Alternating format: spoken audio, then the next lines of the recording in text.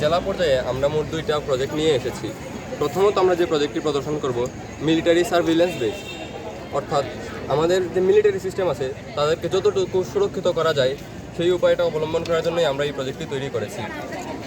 আমাদের এই প্রজেক্টের সিকিউরিটি সিস্টেম হিসেবে প্রথমে আমরা ব্যবহার করেছি RFID based security door lock, অর্থাৎ এখানে আমাদের একটা স্পেশাল কার্ড আছে, যে কার্ডটা আমাদের সামনে RFID সেন্সরের সামনে যখন আমরা নিয়ে আসবো তখন গেটটা ওই কার্ডের কোডটাকে রিড করে গেটটা খুলে দেবে।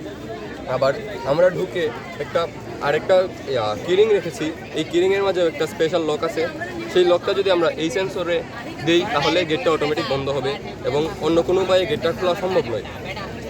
দ্বিতীয়ত আমরা প্রজেক্টের যে সিকিউরিটি ব্যবস্থাটা রেখেছি সেটা হচ্ছে লেজার হোম সিকিউরিটি সিস্টেম।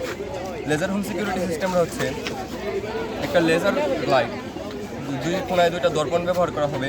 সেই লেজার লাইটটা টোটাল বেসটাকে ঘিরে একটা সিকিউরিটি সিস্টেম তৈরি করে রাখবে।